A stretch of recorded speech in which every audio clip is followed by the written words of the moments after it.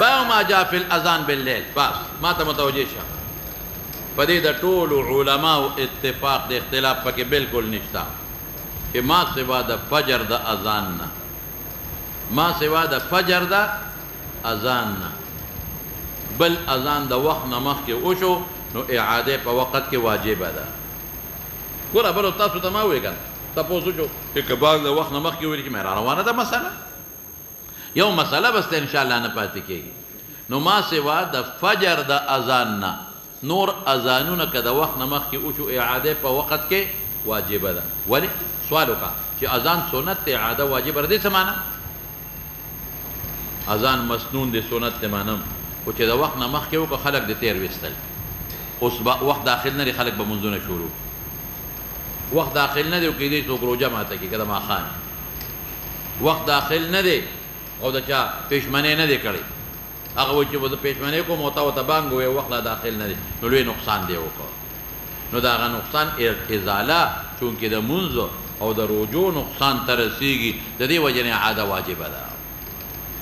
اعاده واجبه ده. ولې څوک منځ شروع نه کړي د وخت نه مخکې اعاده واجبه ده. وریځ ده او تا د ماښام بانګ ووایي لا وخت نه دی داخل وریځ ده اصل څوک روژه ماته نه کړي یا د سار لا ټیم شته یو سړی پاسېده پېشمنۍ کول غواړي بیمار دی غریب او پېشمنۍ کول غواړي او تا ورته بانګ مخکې وایي پېشمنۍ دی وویسته ورته دوباره ووایه ورته اعلان وکړه چې دا ما وخت مخکې بانګ ویلی دی. الحاصل نو اسې بانګ مسنون دی اذان او اعاده په وخت کې واجبه ده که د وخت نه مخکې وشي خو په څلورو کې د سبا هغې کې اختلاف دی. د فجر اذان د فجر اذان کې اختلاف دی. ائمه ثلاثه ابو یوسف وایي که د وخت نه مخکې دی وایي جایز دی وایي. ائمه ثلاثه ابو یوسف څه وایي که د سبا اذان د وخت نه مخکې وشو صحیح دی دوباره اعاده نشته درمانه. او په نزد د طرفینو امام ابو حنیفه امام محمد صاحب که د وخت نه مخکې د فجر اذان وي نو اعاده په وخت کې واجبه ده. دا نورو په شان دی. یاده شو خبره. ائمه ثلاثه بل څوک دی لکه امام ابو یوسف هغه څه وایي چې د فجر اذان د وخت نه مخکې وشي نو اعاده په وخت کې واجبه نه ده بس صحیح دی. د فجر اذان د وخت نه مخکې صحیح دی او امام طرفین په نورو په شان دی اخلي که د فجر اذان هم د وخت نه مخکې وشو اعاده په وخت کې واجبه ده. دا خو اختلاف دی او دلایل دی را روان دي. باب الاذان بالليل اي في الليل ليل مراد قبل الفجر بطلوع الفجر. وبه قال حدثنا قتيبة تير شبيب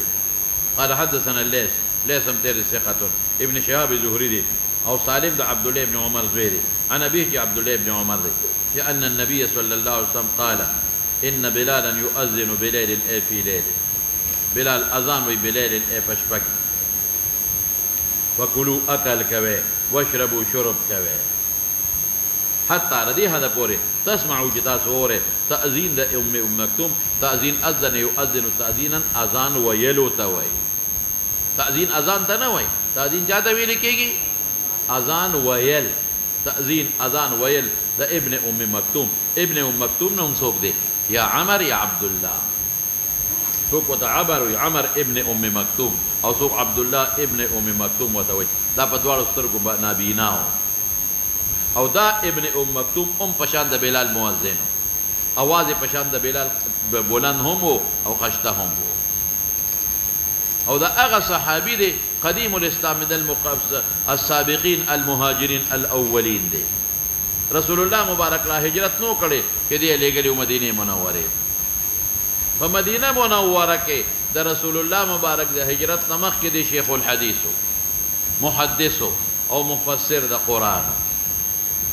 او سیب الته به خلق تعقیده خوله قرآن به خو عقیده به خوله احکامات به خول یعنی خلاصه د کلام دا چې معلم و مبلغ و محدث و مفسر د رسول الله مبارک د مخ کې دتلو او دا هغه صحابي دی چې د په حق کې د آیت نازل دي چې عبس و تولى ان جاءه الاعمى. قصه درته یاد ده.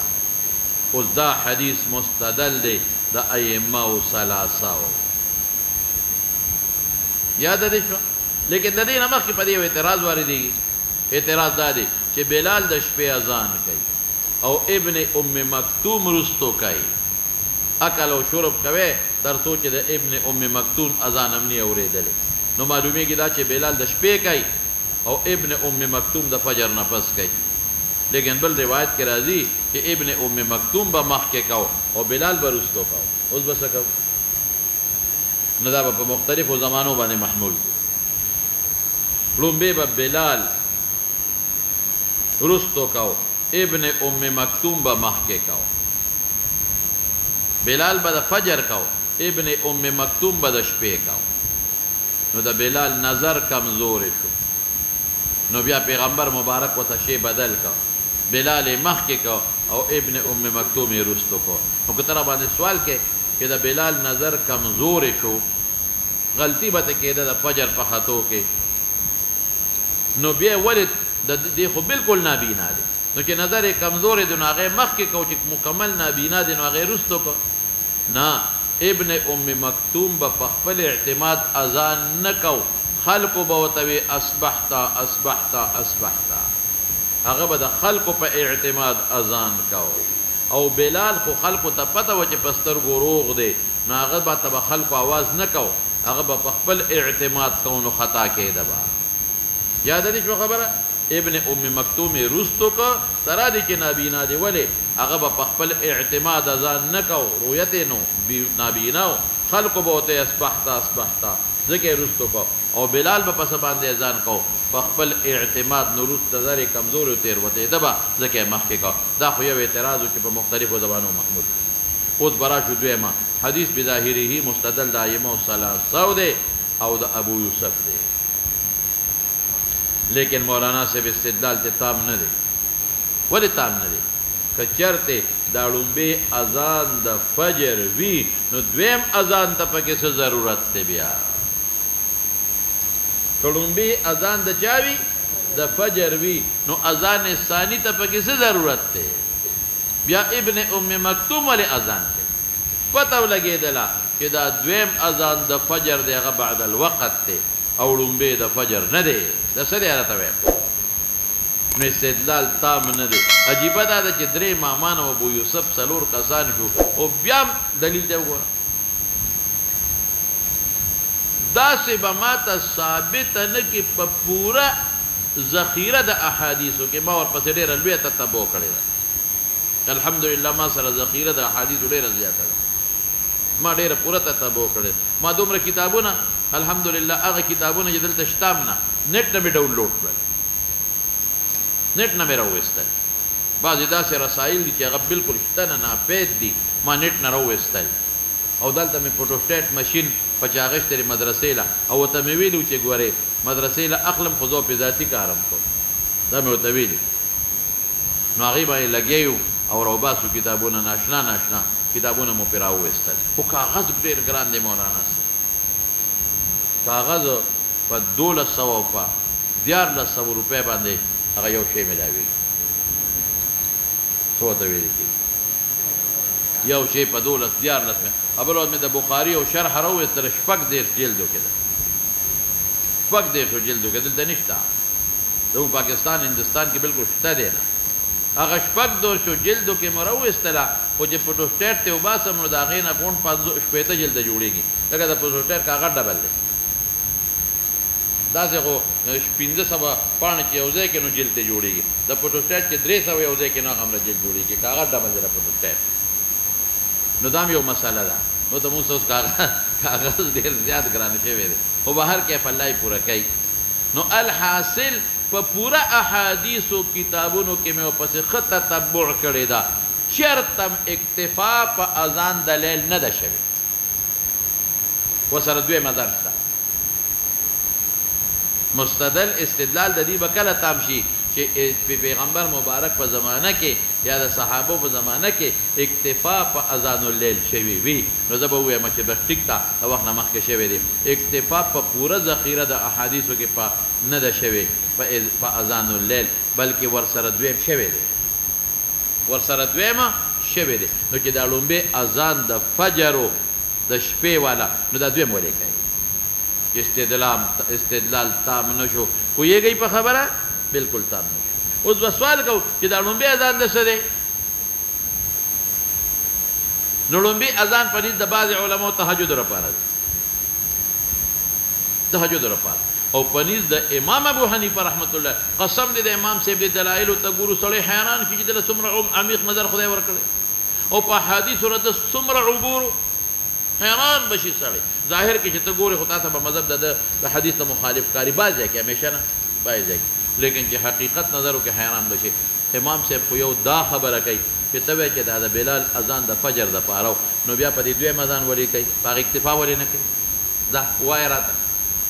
چې د په حدیثو ذخیره کې په ثابته کا چې په لومبي اذان اکتفا شوی دی او دویم سره نه دی شوی معلومیږي دا چې دا دویم د فجر دی که لومبی د فجر و بیا به دویم نه وی کړی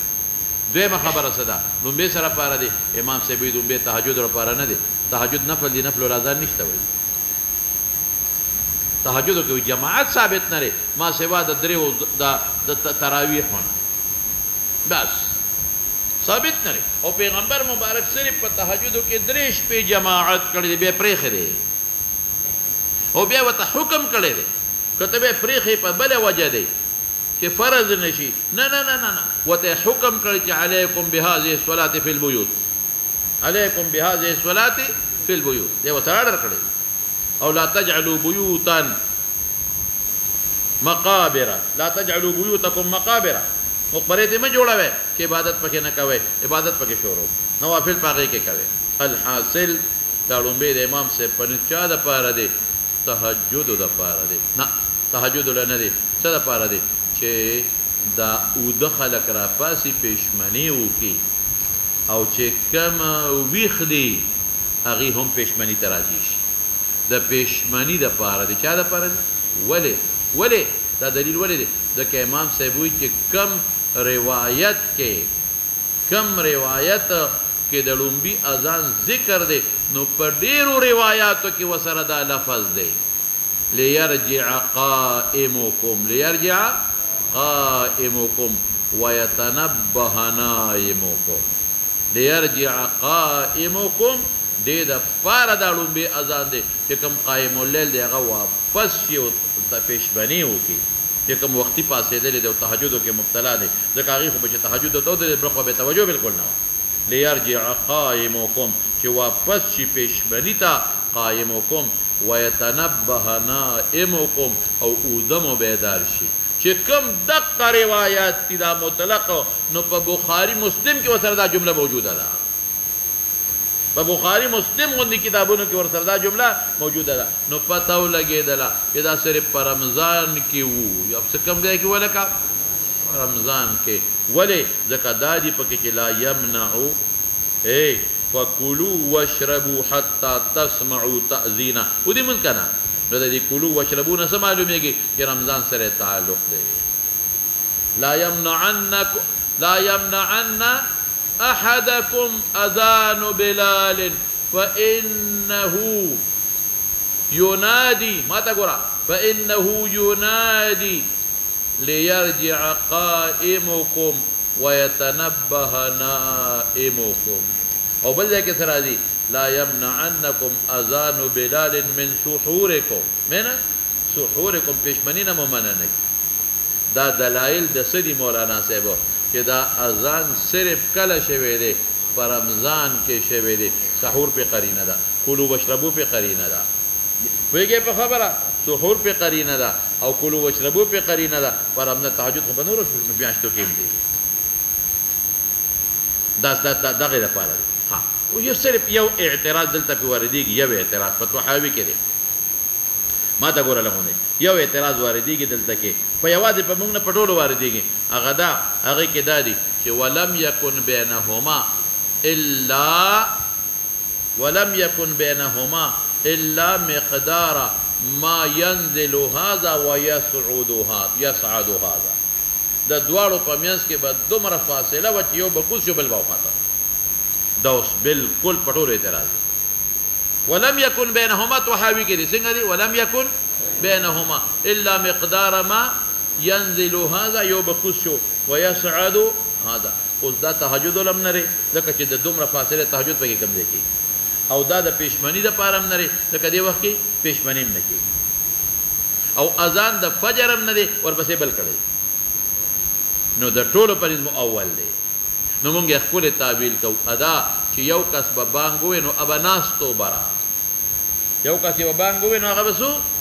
ناست به و دې دپاره بیا ووایي چې پېشمني د خلک راشي نو چې کله به د دې بل د طلوع ټیم شو د خطو ټیم شو چې دا کم د فجر نه پس وای نو دې به کوز شو نو لم یکن بینهما نه مراد څه دي لم یکن بین صعود ونزولهما لم یکن بین صعود ونزولهما د دواړو په منځ کې به دومره فاصله وه چې بس یو به کوز شو بل به خوري ورپسې وختېده دا نه چې یو به راکوز شو لږ ساعت په بل پس ختېده جواز یې زه دا تعویل نه کوم ټول یې دا تعویلات کوي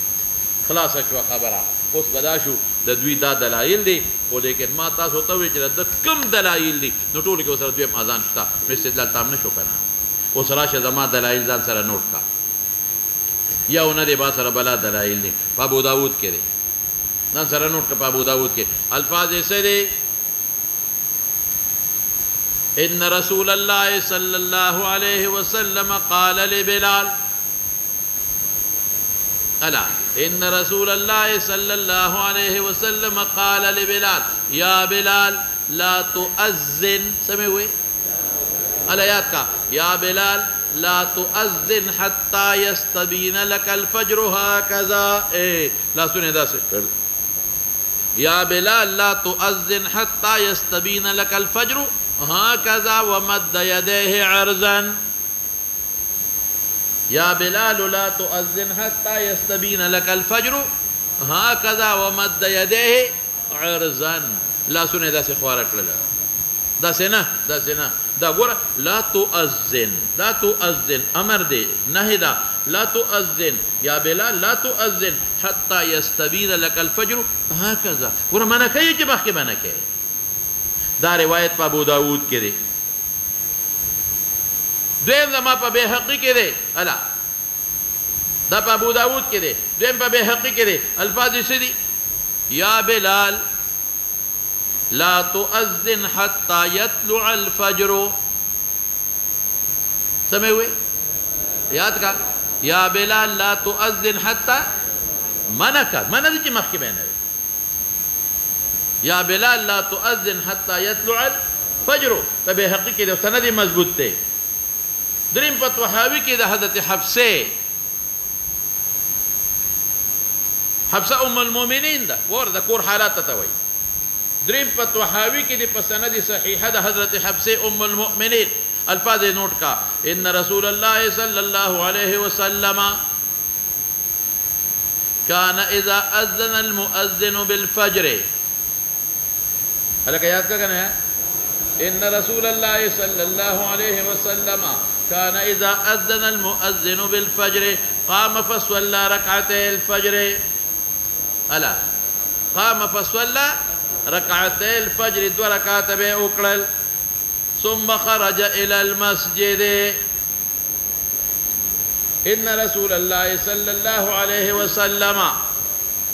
إذا أذن المؤذن اذا اذن المؤذن قام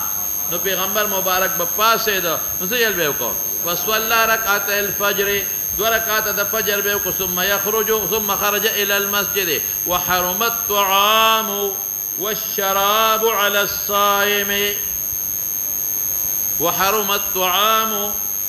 والشراب على الصائم ګوره پته ولګیده اوه او دغه کنور د نه یادېږي نو د اخري ټکم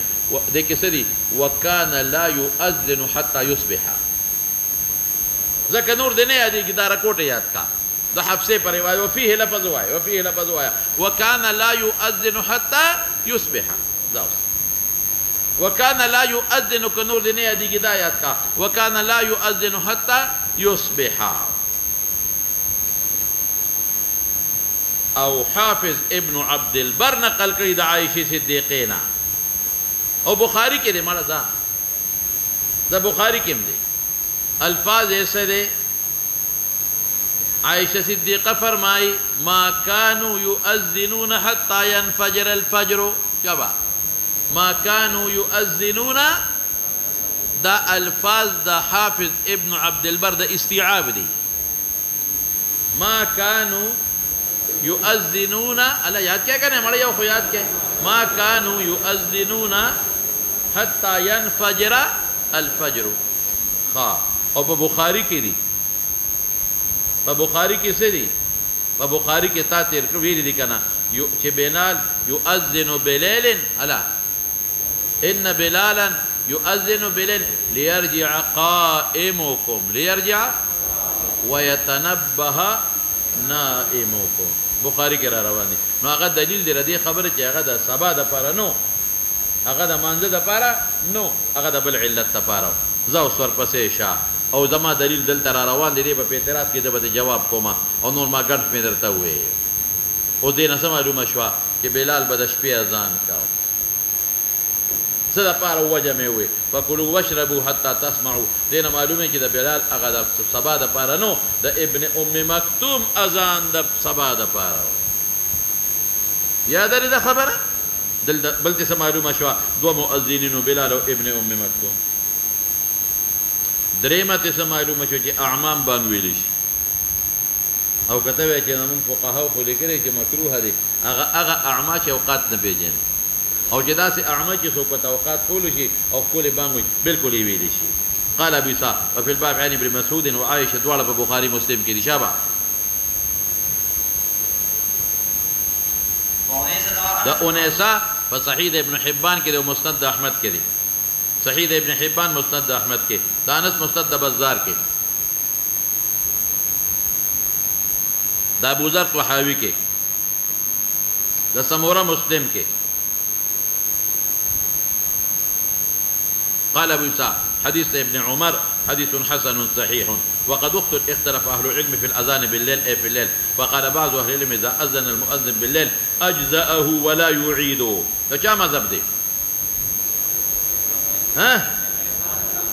أي موصلة أبو يوسف يا شو وهو قول مالك وابن المبارك والشافعي وأحمد وإسحاق موصلة ابن مبارك أمدي أبو يوسف أمدي وقال بعض إذا أذن بالليل أعاد وبي يقول سفيان الثوري إمام سيب أمدي سفيان الثوري دي وروى حماد بن سلمة اس مولانا سيب وقت ورتكيدوس دا روايات تي دي وتشاذ وي راويانو تي وګوره حماد ابن سلمہ د ټولو صحاح راوی دی د بخاری خاص شاخ راوی دی ایوب سختیانی پیجنه څومره مضبوط راوی نافع پیجنه ان ابن عمر ان بلالا اذن بليل اي في ليل فامره النبي صلى الله عليه وسلم ان ينادي چې आवाज وکي ان العبد نام دا په غیر د رمضان کې په کوم ځای کې لکه ولی رمضان کې خود وو او خلکو ته پته وا ان ينادي ان العبد نام دام زما دلیل او اے مولانا دې کې نشتا او بل روایت کې وسردا صدیقه په بخاری کې دي په بخاری کې دي چې ثم اقعده الى جنبه سموي ثم اقعده ولا وادو كشودوما ثم اقعده الى جنبه حتى طلع الفجر سموي هو يا كان ثم اقعده الى جنبه حتى طلع الفجر بخاری کې بدی راشي نو دا خواله کدی کې څه چل دی دی وی دا حدیث غیر محفوظ دی شاذ دی دا غیر محفوظ مقابله کې څه دی لکه شاذ څه ته وي چې ثقه مخالفت د ارجح نه وکي ثقه مخالفت د چا نه وکي وی دا حماد خو ثقه دی سیبا خو په نور روایاتو کې دا د پیغمبر مبارک خبره نه ده بلال تا والصحيح وكذا والصحيح ما رواه عبيد الله بن عمر وغيره عن نافع دا دير دي حماد يو دي دا سدي لك دير دي دا نافعنا عن ابن عمر كي نبي عليه السلام قال إن بلالا يؤذن بليل يعني ودا متن دي آغا متن دي نبي شيء بخبره دا متن دي دا دي فكلوا واشربوا حتى يؤذن ابن أم مكتومين لیکن مولانا سے ما تو گورا دا حماد غیت الشاذ موایا کتاب المحفوظ اکثر علماء دا متن نوی اغا متن وی زب حواله در کما دا تفرد نشته دی په دار قطنی کې د مطابق سعید ابن زربی ولیکا په دار قطنی کې د حماد مطابق څوک دی سعید ابن زربی دا یو شو الا فدار قطنی کے مطابق سوک دے حماد ابن سعید ابن زربی دا حماد زیر بی سعید ابن زربی لوی محدث تے او په بیهقی کې ابراهیم ابن عبد العزیز دی په بیهقی کې څوک دی لکه ابراهیم ابن عبد العزیز عن نافع عن ابن عمر ابراهیم ابن عبد العزیز سو متابعین شو دوا نو درې کسان شو څنګه متشاذ وي دا ستا په علم محموله چې ته وایې چې حماد متفرد دی او دا متن نه دی چې پیغمبر مبارک ورته وایي چې ان ینادي ان العبد قد نام هغه مخکاني متن دی د ډېرو نه ثابت دی هم ثابت دی او دا هی هی هی هم ثابت دی او دا ولې او کته دا خو تعارض راغی یو وخت ورته وایي د شپې بانګ وایه او بل وخت ورته وایي ان العبد قد نام ما د تعارض دفع که چې د شپې بانګ پې وایي هغه په رمضان کې دی او چې دا ورته وایي چې ان العبد قد نام دا په کوم وخت کې دی غیر رمضان خبره خلاصه شوه وروى عبد العزيز بن ابي رواد عن نافع ان مؤذنا لعمر اذن بليل مؤذن ده عمر اذانو کده شپې فامره عمر ان يعيد الاذان ودا لا يصح دام سین دي ده کدا نافع ده عمر نه نقل کوي نافع او دا منقطع دي دا څه دی لکه منقطع منم چې منقطع دي دا منم لیکن په ابو داود کې ردی دو سند متصل مشتا زه په هغه کتاب حواله درکوم چې تاسو رښتا دا منقطع دي خو په ابو داود کې دو سندونه څه دي لکه متصل مشتا ولعل حماد ابن سلمة اراد وکیدی چې سلمان دا عمر دا خبره مراد کړی وي دا مولانا صاحب دا څه نه ده د حماد دو متابع دي د حماد څو متابع دي لکه او حماد خو ډېر راوي دي صحیح روایت د عبد الله ابن عمر دي او د نور عن نافع عن ابن عمر او د زهري عن صالح عن ابن عمر لما قال ان بلال يؤذن بليل ويسيغ تحت الباب ولاده بالكل زمانه ما هم سيدي ودام سيدي قال ابو اسحاق وك حديث حماد صحيح لم يكن لهذا الحديث معنى إذ قال رسول الله صلى الله عليه وسلم إن بلالا يؤذن بليل فإنما أمرهم فيما يستقبلوه ومستقبلك وتحكم كي إن بلالا يؤذن بليل ولو أنه أمره بإعادة الأذان حين أذن قبل طلوع الفجر كلا كثير حماد لم يقل بلالا يؤذن بليل لكن ما جواب درتوكو شيخ يؤذن بليل رمضان سنة متعلق دي أو شيخ أعاد ولا دي سنة متعلق شو غير رمضان قال علي بن المديني حديث حماد بن سلمة عن النافع بن عمر هو غير محفوظ حماد فكي خطا دي دا علي بن المديني ريكي ديشي او دا مستقل رينا دا ولدي متفرد نرجتا وتغير محفوظ او شاذ یو سعید ابن زربی دی وسره او بل څوک دی ابراهیم ابن عبد العزیز په بیهقی کې زو سر پسې شاه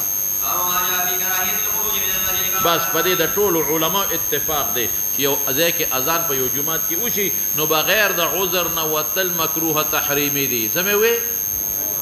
بغیر د عذر نه وتل مکروه عذر څه دی او دسته مات دی او دسته نشتا یو دسته مات شو دا عذر یا عذر څه دی او ولکه دا امام خو مبتدع دی نیک عمر پسې دا غټ عذر دی یا عذر څه دی د بل جمعات امام دی هغه بل جمعات ته ځان رسیدل ته درس ناست دی دا اعذار دی عذر تبعین کې دي شي او دسمات ولا ورغه عذر شرعین کې دي شي او دس جمعات کې دی نشته او دی بار او دس دی کویږي په خبره عذر شرعین کې دي شي بل جمعات امام دی مثلا نو دا اعذار او ذو سر پسې شاه سفیان ثوری مراد دی ها ابراهیم ابن مهاجر کوفی دی صدوق ابو الشعثاء تیر شوی سلیم ابن اسود ثقه ها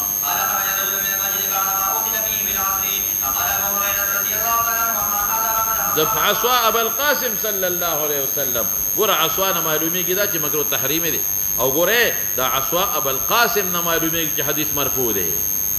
د پیغمبر د سنت مخالفت نو حاشیه کې رشتہ داري وګوره ورته مولانا صاحب رواه احمد وزادا وګوره کنه هغه کې څه دي وزادا ثم قال امرنا رسول الله صلى الله عليه وسلم اذا كنت في المسجد فنودي بالصلاه فلا يخرج احدكم حتى يصلي واسناده صحيح رسل العرش احاديث متعدد منها قال صلى الله عليه وسلم من ادركه الاذان في المسجد ثم خرج لم يخرج لحاجه نشتا او اراده رجوع من لري فهو منافق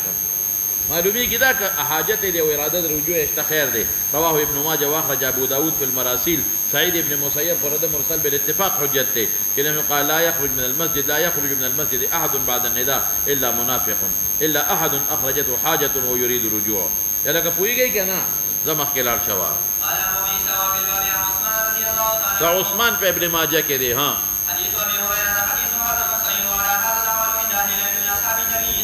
صلی الله علیه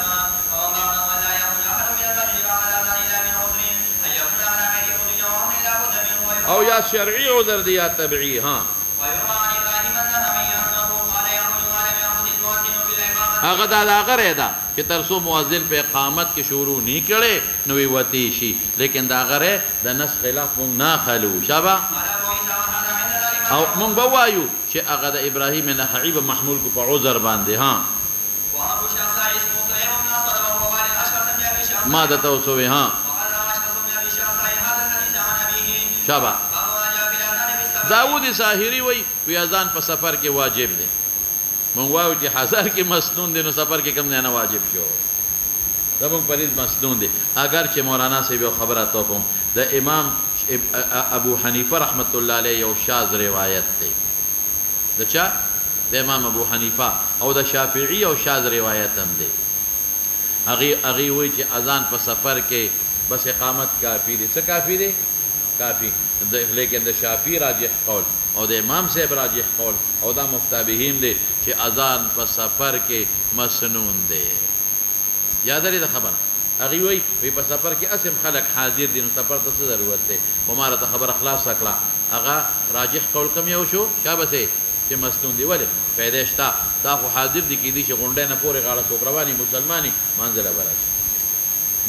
یا څوک او د سماتی لتلی بانګ بوري را بشي او یا دریم څه د بانګ خپل فضیلت ته کانی بوټي خو بدل قیامت پر شهادتو کې کړي. کانی بوټي بدل شهادت خو کې فرشتي بدل شهادتو کې زو سر پسې شه. سفیان ثوری مراد دی. ها ابو قلابه جرمی تیر شوی دی او مالک ابن حویرث هم تیر شوی دی. شابه.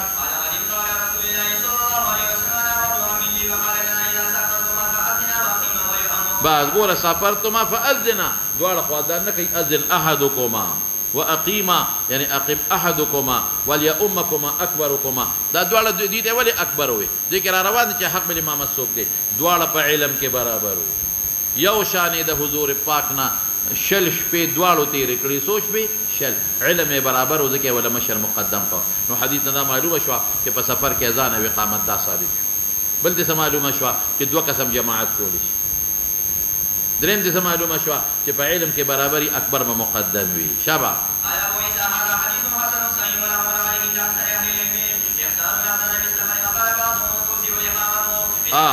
انما دا د امام صاحب یو شاذ قول دی. د شافعی یو شاذ قول، د مالک هم یو شاذ قول، د درې وړو امامانو شاذ قول دی. ها ماره توجه وي. ها احمد اسحاق د شافعی راجح قول د امام صاحب او زموږ مشایخ هم دې له ترجیح ورکړی. حافظ یو بل خبره کړې. حافظ ذکری فتح الباری کې وی اذان په سفر کې د ائمه ثلاثه مذهب د خلافا لمالک. سمې وي د چا مذهب دی؟ د ائمه ثلاثه خلافا لمالک. لیکن د حافظ خبره درست نه ده. د مالک یو شاذ قول دی، د شافعی یو شاذ دی، د امام صاحب هم یو شاذ دی. بس بکو مولانا صاحب تبا خدای احسان دی خو ټیم دی خلاص شو. صلی الله تعالی علی سیدنا و مولانا محمد و آله. دعا کې مولانا صاحب یو زما یو ماشومه دی ولور مې